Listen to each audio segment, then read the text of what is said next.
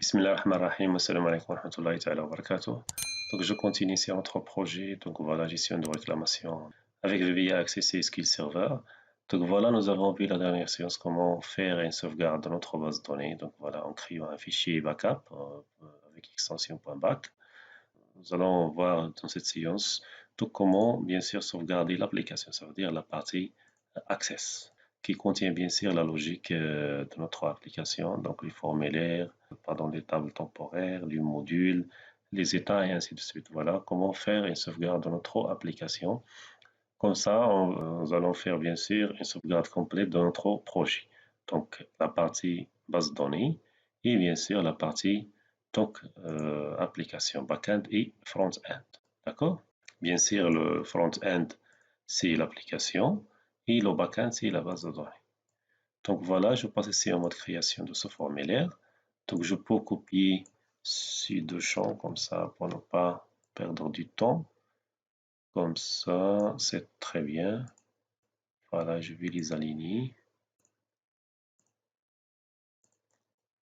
Très bien. Donc voilà, cet bouton, je vais renommer bien sûr un btn, voilà, backup. Donc app, ça veut dire l'application. Et voilà ce message, je vais la renommer ici, donc txt msg backup. Voilà, app. Très bien. Donc je change ici, donc sauvegarder bien sûr l'application. Donc c'est le front-end. Et ici c'est le back-end.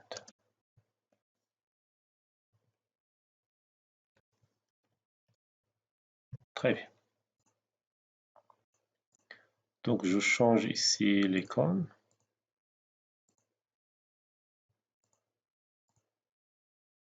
Voilà, tout simplement, je peux faire par exemple site icône.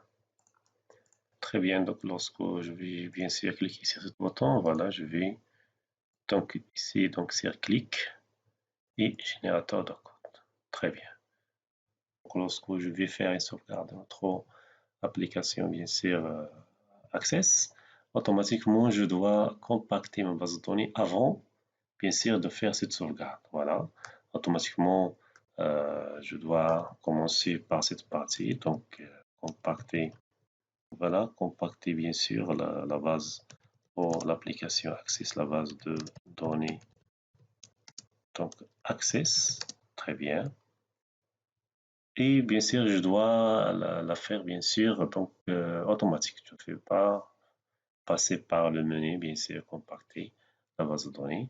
Automatiquement, je vais créer donc un objet donc de type Access, application Access, dim, donc app, donc as new, donc Access, donc application, comme ça. Donc voilà, comme on va créer une instance de notre, bien sûr, de Access. Très bien. Après, qu'est-ce que je vais mettre? Automatiquement, je dois exécuter une commande système qui permet de, bien sûr, de compacter la base de données. Voilà, je vais mettre ici donc app.syscommand. Donc, c'est une commande système. Donc, avec, bien sûr, l'action donc 602, donc qui permet bien sûr, donc l'action 602 avec le code 602, donc qui permet, bien sûr, de compacter la base de données. D'accord?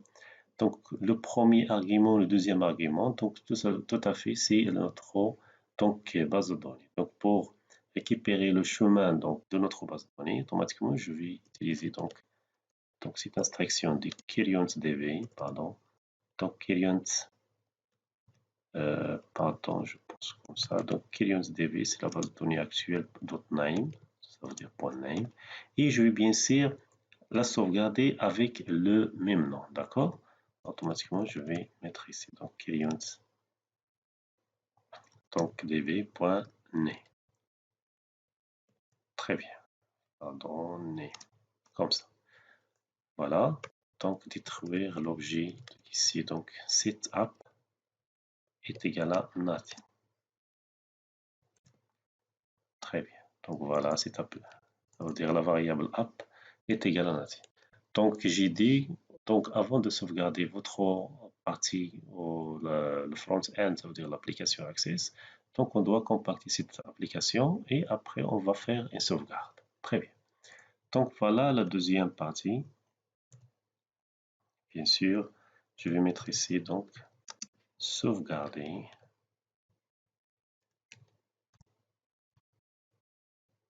Voilà donc l'application.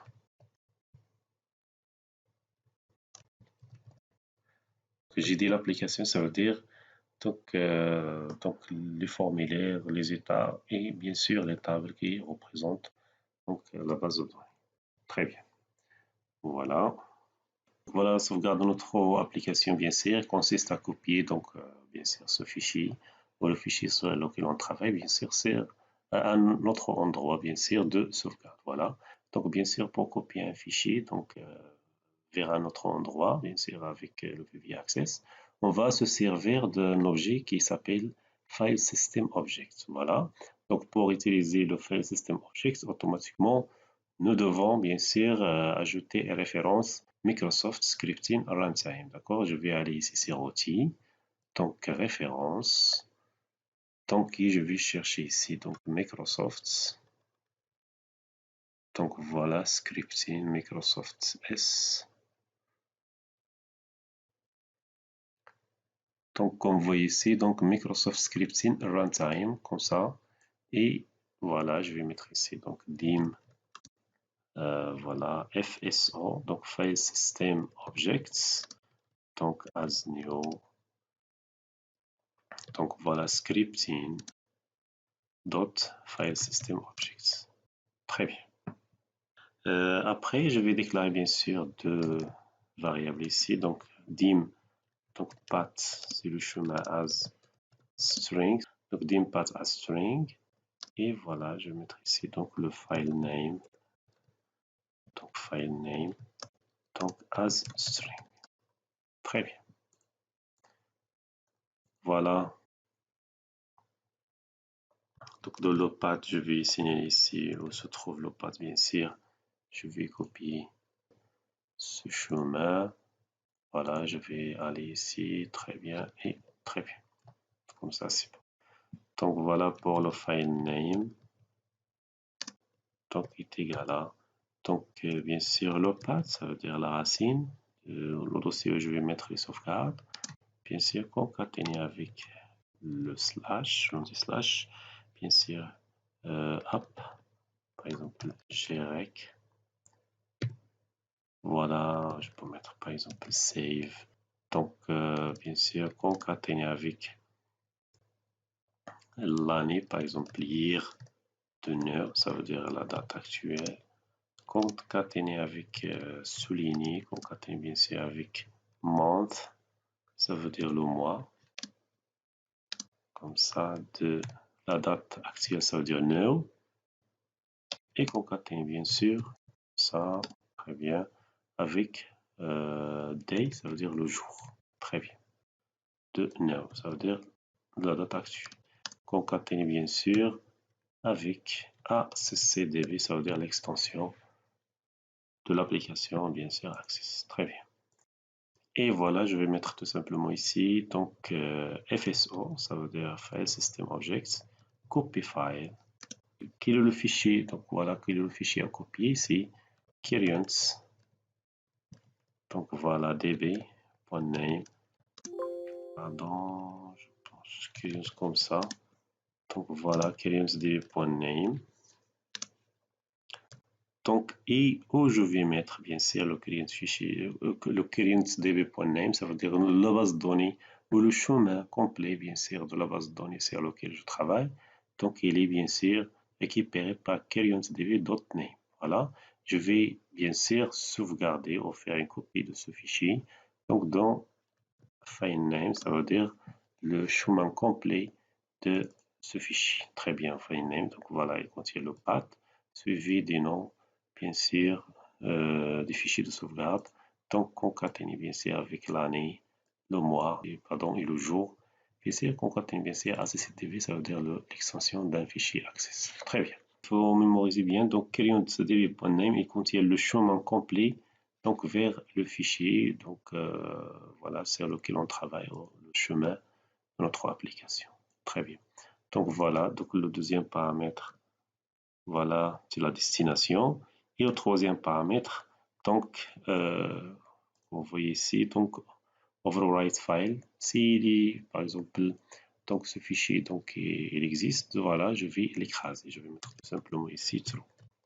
Donc, comme ça, je vais l'écraser. Voilà, très bien.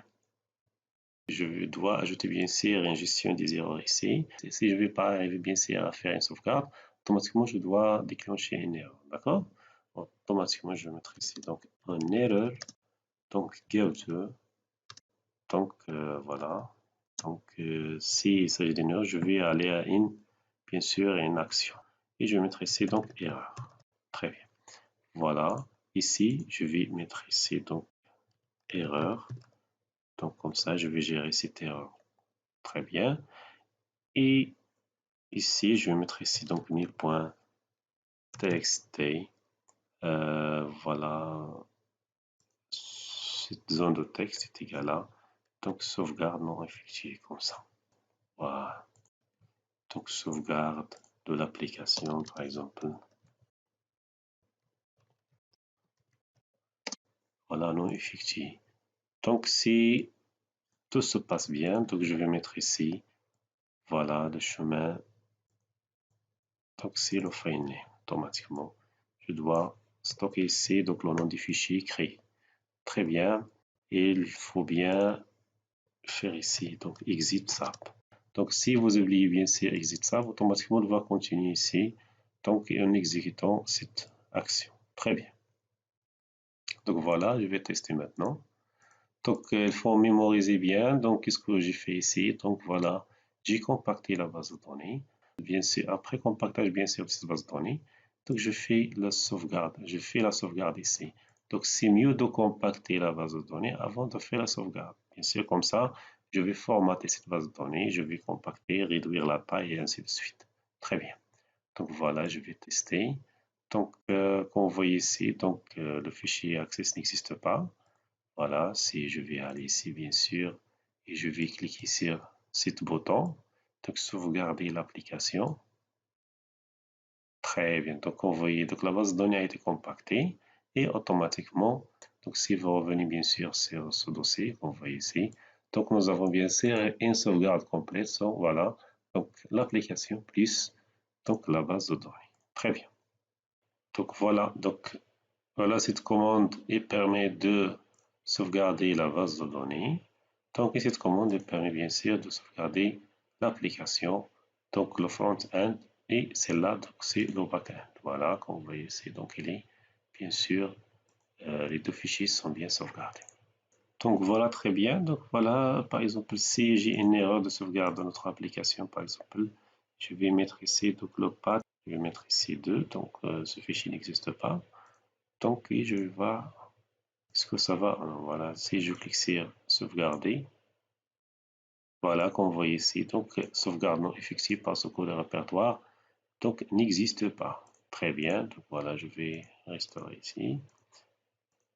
Très bien. Donc, la dernière chose ici que je vais traiter avec vous. Donc, si vous voulez bien sûr que la racine ou bien sûr le répertoire de sauvegarde soit variable, bien sûr, via le programme ou via bien sûr cette application Access. Voilà, donc c'est pas la peine de mettre ici, donc de fixer bien sûr ce répertoire bien sûr.